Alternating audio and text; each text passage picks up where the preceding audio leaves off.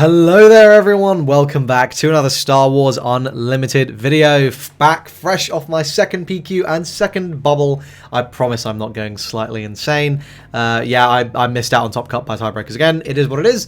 Let's get started with this video though. I am so excited for set 3. I think this was the last week of official reveals, but like there's still a bunch more cards to get shown, so I suspect that's going to happen in this upcoming week. If it doesn't happen this week, it'll happen by like, you know, the end of the week after. So my next video on this will be all the remaining cards, and then I will do like a whole set reveal or review, I should say, that sort of thing, and we'll talk about all the different cards because it's bloody exciting. Let's go ahead and get started with this video though, but first I have a giveaway going on sponsored by OPE. Let's roll the clip. Hello, just a quick reminder to enter my giveaway for the upcoming premiere event happening for Star Wars Unlimited. This is happening in Birmingham, and I'm giving away 2 tickets in partnership with Organised Plate Events, who are organising the event. Look, you can win a paid flight to the Galactic Championships. You also win a case if you win this whole thing. Free tickets. All you have to do, check links in the description, fill out the like Gleam entry form. You just have to follow me, follow OP, that sort of stuff. 2 tickets on offer. Check back at the end of the month and on the community tab to see who has won. Subscribe to the channel, obviously, and yeah, enjoy the video. So enter in the description below, but let's go ahead and get cracking. So new cards. First, we've got Pyrrhic Assault. So this is a double green legendary. For this phase, each friendly unit gains when defeated, deal 2 damage to an enemy unit. This is a really interesting card because obviously, like, you picture this basically in Dooku, right? Like, I think if you are Dooku or Palpatine, I think are the only decks where these double green cards might see any play. And in the context of like Palpatine or Dooku, this card is very strong, right? It's, if you're exploiting 3, then it basically says like, oh, do your exploit 3 and also like get an overwhelming barrage for 3, which is very powerful, right? Like, let's not lie, that's good. I think the reason this card is like considered bad is just because it is so niche, and it's not even necessarily a guarantee to be good in those decks. It's just, it might actually be good there. It's certainly not going to be good basically anywhere else. So we're going to keep an eye on Dooku and on Palpatine for potentially this being useful. But you know, we'll see. I think this is okay, but it's probably going to be one of the cheaper legendaries of the set. Next, we got In Defense of Camino. This is a 4-cost Republic green. For this phase, each friendly Republic unit gains Restore 2, and when defeated, create a Clone Trooper token. So this is cool. You can imagine this if you're expecting a board wipe, just going, okay, cool, I'm going to play this, so now I'm going to refill my board if you do board wipe me. So I like it in that sense, and it may see some sideboard play from like that perspective. We'll need to see. But I don't think this is bad. I think this has potential. Alright, next we got Resolute. So this is a legendary red and white 10-cost ship. 8/8 Republic Vehicle Capital Ship. This unit costs 1 less to play for every 5 damage on your base. When played and on attack, deal 2 damage to an enemy unit and each other enemy unit with the same name as that unit. So basically, on entry, you get to ping 2 to something. If it's a token, you're going to wipe the board of that type of token. So that's obviously good. And you can potentially play this for quite cheap. If you're playing this for 6 or 7, I think this is fine. If you're playing this for 8, 9, or 10, I think it's pretty bad. And like, even if you're playing this at 6 or 7, like, how good is it really? Like, is it that good? I'm doubtful. This seems like it's probably not great, sadly. But it is what it is. Alright, next we got a crazy card, Huyang. So this is a 3-cost green 2/4 Jedi droid. When played, choose another friendly unit. While this unit is in play, the chosen unit gets +2/+2. So you can choose leaders, so this is just crazy, right? Like, this is absolutely crazy. It's a 2/4, so it's like big enough to be kind of annoying. It's going to require some investment to remove. And honestly, even if you just get 1 attack off with the unit you've buffed, like, that's probably paid for its value. Like, in terms of stats, this is a 3-cost 4/6. Which is insane. Like, absolutely insane. So yeah, pretty good card. I think this will see a lot of play. Next we got Padawan Starfighters, the 2-cost 1/3 that becomes a 2/4. Kind of bad. Next we got Grievous Reassembly. Heal 3 damage from a unit, create a Battle Droid token. This is interesting. It may see play. I kind of doubt it does. You'd need to have a sort of like... yeah, I doubt it. Like, if this was a 1-cost, I think potentially... because I'd be happily be paying 1 to just create the Battle Droid token anyway. But otherwise, yeah, kind of rough. Clear the field. This card's crazy. 2 cost yellow-white. Choose a non-leader unit that costs 3 or less. Bounce it, and each enemy non-leader unit with the same name to its owner's hands. So basically, board wipe all tokens, or just bounce a 3 cost. This is just insanely good, right? Like, as if yellow needed more bouncing. This is like, in the early game, so strong. You can also imagine this, right? Like, into aggro, this is crazy, because you just go, any card they play, nope, put it back. No thanks, actually. Just so strong. Like, this will see a lot of play, I think. Interestingly now, like, yellow-white has as many as 15 bounce cards it can play, 18, including Cunning, in its main deck, I think, which is, like, a bit crazy. It's a lot of bouncing. Shout out to the Showcase Padme. I can tell these showcases the set are going to cook, and I'm going to go bankrupt. Alright, next, during a Twin Sun stream, we got Daughter of Dathomir. It's a 4-cost 3/5. When this unit is undamaged, it gains Restore 2. I think this could have just had Restore 2. I don't think it needed to have this condition. I suspect this is being set up for some future support. So it's probably bad right now, but like, let's keep an eye out for this card. Strategic Acumen. This is a 1-cost upgrade. Green, the attached unit gains action. Play a unit from your hand, it costs 1 less, and it gains plus 2 HP. So basically you get that 1/2 rebel. But this is like generic and it's an upgrade. I doubt this will end up being particularly good. It could. I'm very doubtful. I think this is probably bad. Next, we got Heavy Persuader tank. Persuader indeed. 7-cost red, 6/5 with exploit 2. When played, you may deal 2 damage to a ground unit. So if you're playing this for 5, I think it's all right. If you're playing this for 3, this is very good. And you're also going to snipe out something for 2. And obviously, if you're doing that on turn 2, that's kind of crazy. And that is doable, right? Like, there are cards that make droid tokens, so it's pretty good. We'll see how much play this ends up seeing, though. Next, we've got Patrolling AAT. This is a 5-drop 4/5 Sentinel. I think if you play this, probably sees play in Dooku. Like, this definitely sees play in Dooku, but I doubt it sees play outside that. Then we've got Reprocess. This is an interesting card. 3-cost green-black. Choose up to 4 units in your discard pile. Put them on the bottom of your deck in a random order and create that many Battle Droid tokens. So this is a card that you're not really going to be able to use till the late game, but like, oh my god, it's very strong. Like, you are going to have 4 units in the drop relatively late in the game, but once you do, like, the ability to just go, okay, cool, convert those into me exploiting 4 and playing like a redemption for 1, or a redemption, Grievous's capital ship for 1 or something is nuts. Like, I think there's a lot of potential for this card. Shadowed Intention. Sorry for the resolution on this. So the 3-cost upgrade, +0/+0 in yellow. Attached unit gains. This unit can't be captured, defeated, or returned to its owner's hand by enemy card abilities. Importantly, it can be dealt damage. So this is way worse than just giving something Lurking Tie effect. I think that would be really toxic, and this is probably why. This is still very, very strong, but it costs 3. It doesn't buff stats in any way. So, like, it's probably not going to be very relevant. But obviously, like, potentially, like, slap this on an Avenger, like, that's obviously pretty good. But, yeah. Okay. Nalase. Let's talk about one of the, like, one of my guaranteed S tier leaders of the set, in my opinion. I don't think this is crazy, right? So, front side, ignore the aspect penalty on clone units you play. That's it. No extra abilities. Fine. Deploys on 4. Is a 1/7 Kaminoan. Has the same aspect penalty ignoring, and each friendly clone unit gains when defeated, heal 2 from your base. My god, this is insane.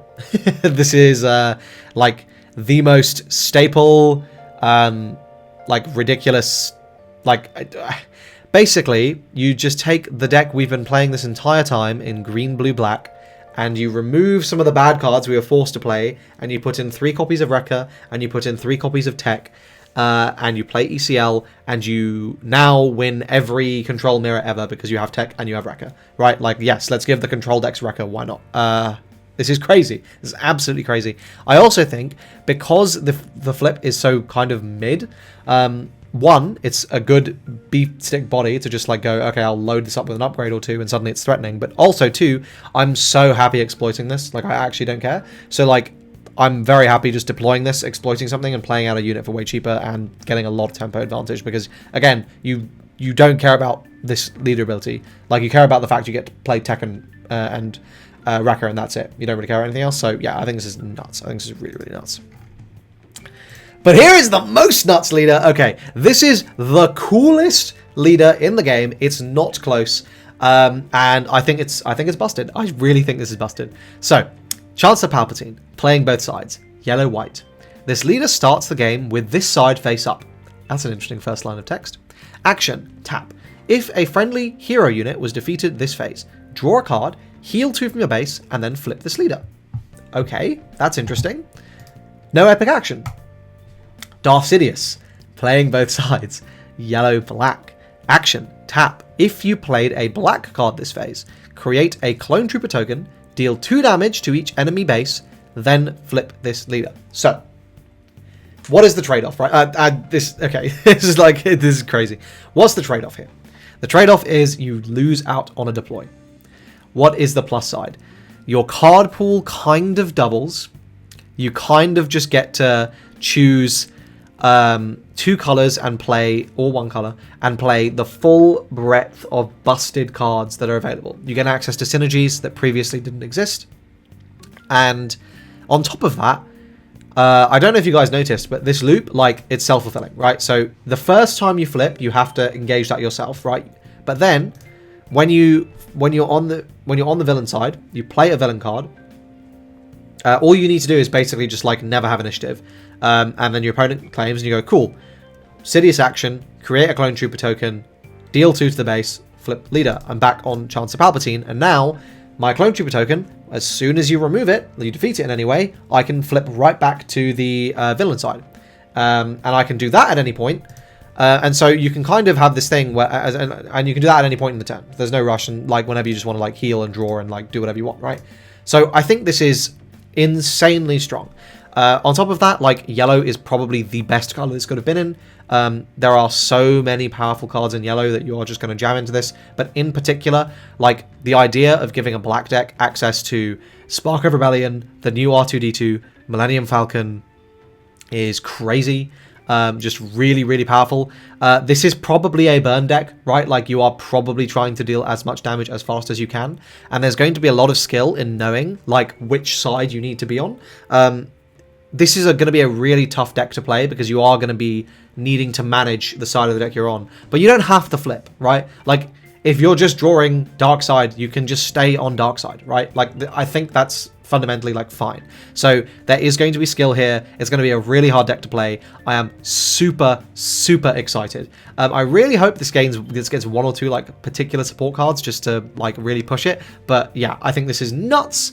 And this is absolutely the leader I'm going to be grinding the most. I'm super, super high on this. We got a couple other cards, though. We got Death by Droids, 5-cost event. Deal defeat a unit that costs 3 or less. Create 2 battle droid tokens. Probably not worth playing.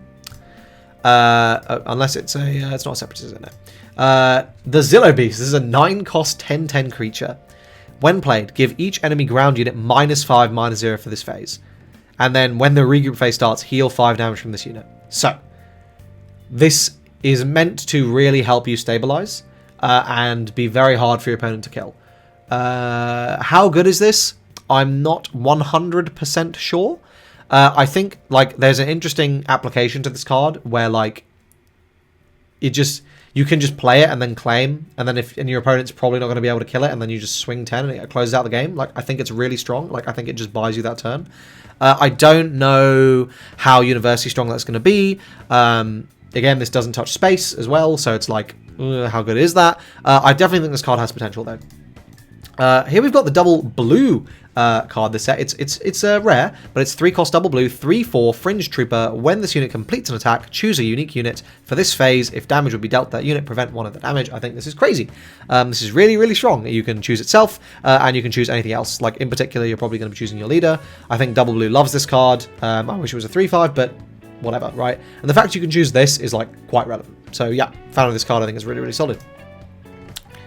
Okay, a few more cards here. Firstly, we've got Unmasking the Conspiracy. 1 cost, discard a card from your hand. If you do, look at an opponent's hand and discard a card from it. So this is a very expensive card to play, right? But I think certain decks are going to love it.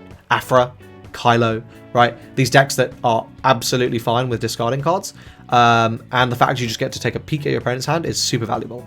If you're a deck that doesn't really give a shit about your early game, and you're just trying to like deal with threats, and honestly, later on in the game, I am super happy to discard a card if it means just getting rid of something like the opponent has that is going to win them the game. So I think this card is powerful, probably niche, but like definitely powerful.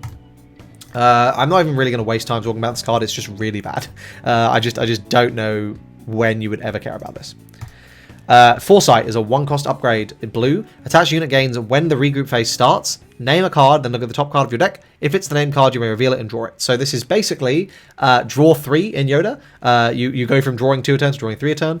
Obviously crazy. Like, that is very powerful. Especially when Yoda probably wants to be in yellow and they just showed a card that discards to like stop, you know, fort seizing your opponent's hand. So hey, I don't know, the spark of like the hand control, hand ripping, drawing 3 a turn Yoda that like plays heavy control and then kills you in the late game, I think has got a lot of potential.